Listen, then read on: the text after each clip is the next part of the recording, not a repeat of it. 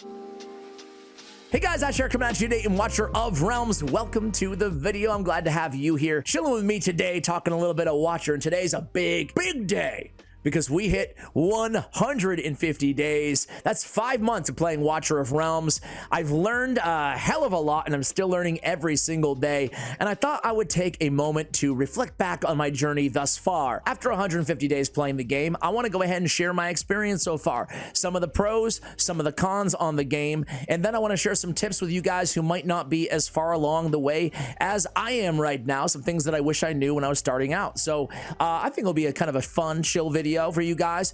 I want to hear from you guys as well, though, in the comments. How many days have you been playing Watcher of Realms? I looked back at some of my early content here on the channel, and boy, I started this channel. I don't advise anybody does this, but I started uploading this game when I was like a week or two in. So some of that content is especially cringy in terms of you don't know what you don't know, right? You don't know what you don't know. And I've never done that before ever in a game. I've usually waited till I've been playing for at least a year, or when the game launches and everybody is new together, right? But I've never done it like this, where I've just jumped in and started uploading because I liked the game. I was actually advertising Watcher of Realms, and I kind of got hooked on the game, and here I am. Thanks for coming along on this journey with me. Excuse me. I'm curious also about you guys. How many of you guys came from my Raid Shadow Legends channel through just like advertising this channel and mentioning it versus just discovering me brand new? I would love to hear from you, and maybe any OGs out there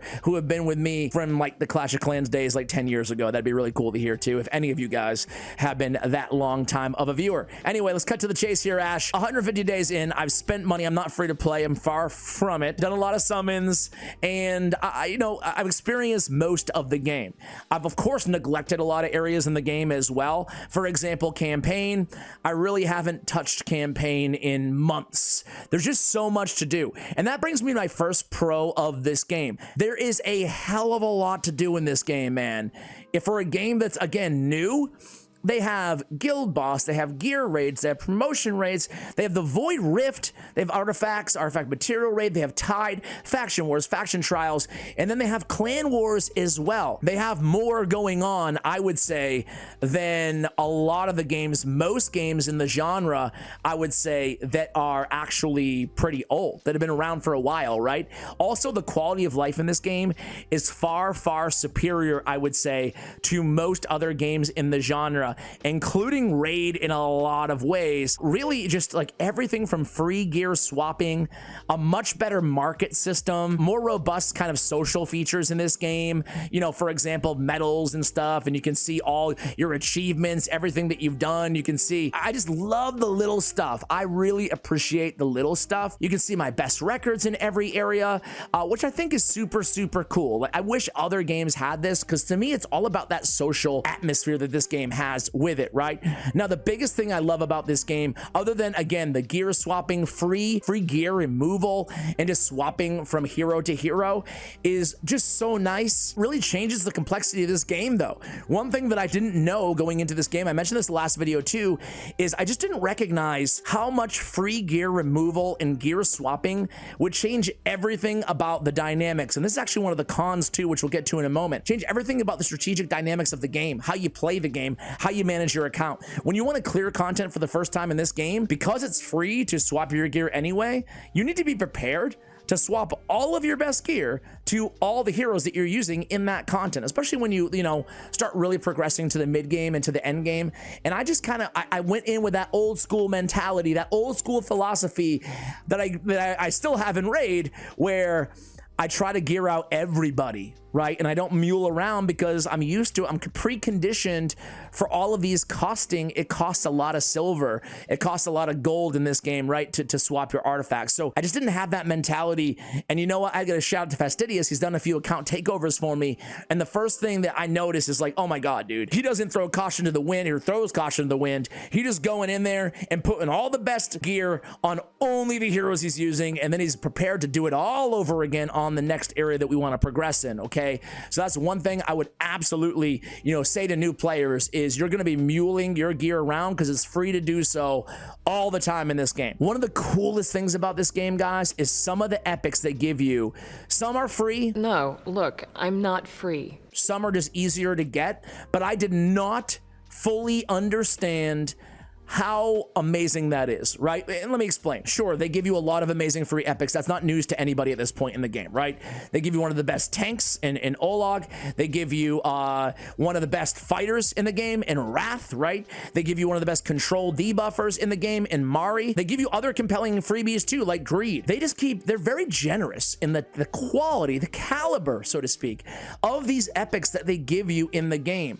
But even the ones they don't give you for free, they're still going to be way easier to get than a legendary. But what I underestimated, I'm looking at Hollow, I'm looking at Idril, I'm looking at Vortex, these Dolores, right?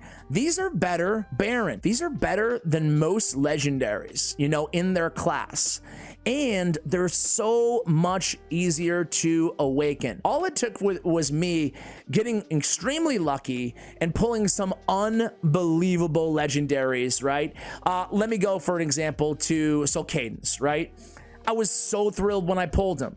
And then I recognized that having an A5, meaning a fully awakened epic in a Pyros, 90% of the time, I have no idea what the f I'm talking about, is better than having an unawakened legendary. Now, I say that to say this. Fully awakening, is obviously it's incredibly powerful. It's a great thing to do, right? And when you can fully awaken epics, they become better than a lot of the best legendaries because they're easier to fully awaken. They're easier to get. The drop rates are so much higher on these. Moreover, it's easier to get, of course, to skill them up, right? It's so much easier to get epic skill crystals than it is legendary. So what I'm trying to say here, guys, I recognize that epics were really good in this game, but the fact that I'm still using a lot of these epics fully awakened 150 days in, more than I'm using some of the most OP legendaries, just because they're more difficult to skill up. They're more difficult, way more difficult to awaken. Is again testament to how powerful, and make sure you take advantage of, epics are in this game. There's a lot more to talk about. The freebies, I could go on and on. They give you Volca eventually.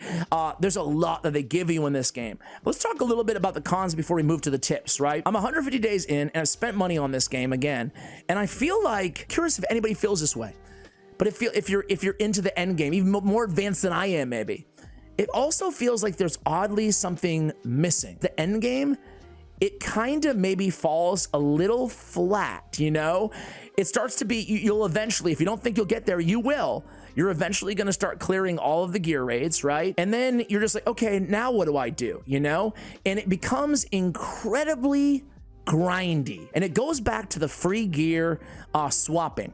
It's kind of a gift and it's kind of a curse, because once you get to the end game where you're able to clear all this content, you have to farm so much in this game to get one piece upgrade, meaning it might take you, depending on how far into the end game you are, it might take you weeks and tens of thousands, if not hundreds of thousands of stamina to get like one gear upgrade. Because remember, because of the free removal, which is amazing, I'm not complaining about it, but that caliber is so high of what you need, So yeah, it becomes incredibly grindy as you get into the ascension of gear and stuff like that.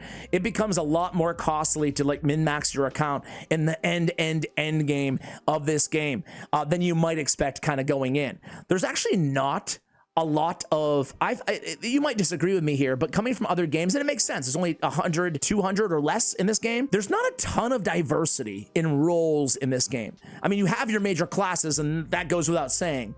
But beyond that, everybody's a bit unique, and that's cool, right? But I guess coming from Raid, it's not like you need these certain roles. I need a cleanser, I need a provoker, I need a decrease attack, when it comes to debuffs, you like have this mental note. I want to decrease speed. This boss, I'm going to need this, I'm going to need that. It's a little bit less like that in this game. Not to say it's not strategic, it's incredibly strategic. Placement matters. There's a lot of things that matter in this game that don't matter in other games in the genre, right? That goes without saying.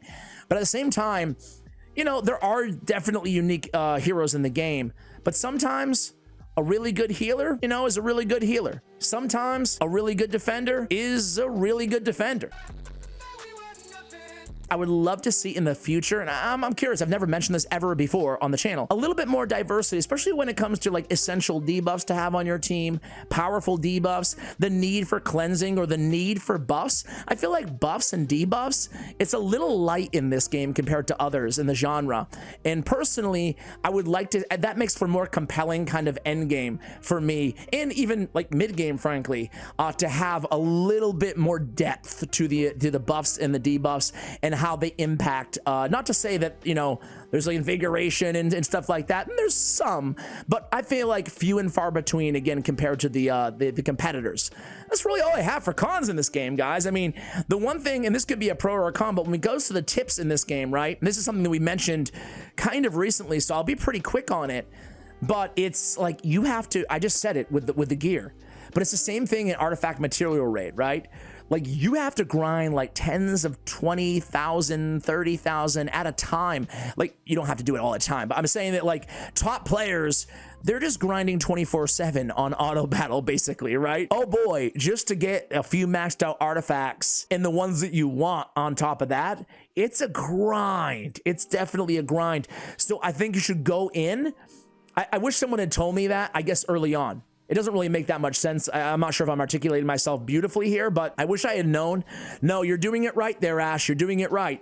You need to just sit back, relax, and chill with 5,000 stamina and Artifact Material Raid. And then tomorrow, you need to do it again. Then you need to do it again and again and again, because that's what it takes to get those incremental upgrades in this game, okay? But speaking of progress in this game, one thing I would tell all players out there is this game, it's not a race, and that's the cool thing about it, right? Just do and focus on what you enjoy. And look at this. This is actually, I'm going to keep this in, right? I just got defeated. Why? Because I was muling around my gear and I don't have gear on everybody right now. So you got to be very careful about that. It definitely has its downsides, right? I just threw on a random one and half of my heroes don't have gear. So you got to make sure you return the gear or at least put some sufficient hand-me-downs after you unlock the power of dominance. I digress. Do what you enjoy in this game. It's not a race. You saw me, Void Rift, I've kind of sort of neglected.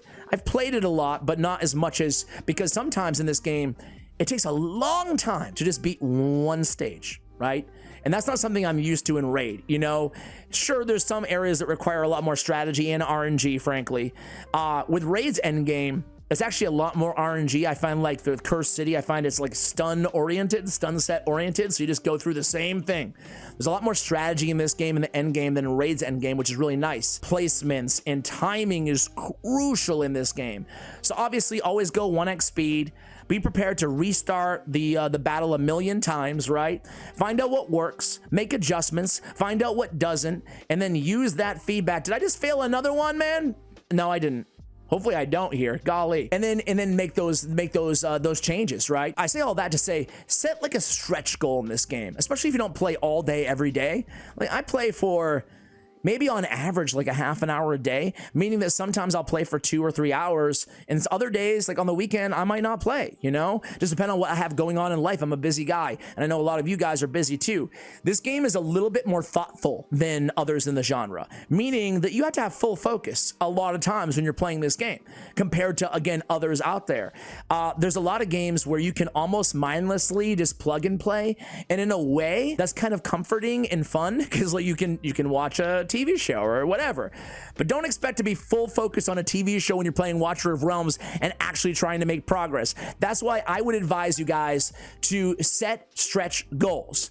By the end of this month, I want to clear Gear Raid 2 Stage 19. You know, and then start orienting all of your little micro decisions on a daily basis towards that goal. It will seem more obtainable, and it won't be putting pressure on yourself, because you can have kind of paralysis by analysis in this game when thinking about what to focus on next. I already mentioned this, but epics are way worth investing in. Do not stretch yourself too thin on legendary heroes. I did that, and then I had a bunch of legendaries that honestly I couldn't skill up, and I had a bunch of epics who were better because they were awakened and fully skilled.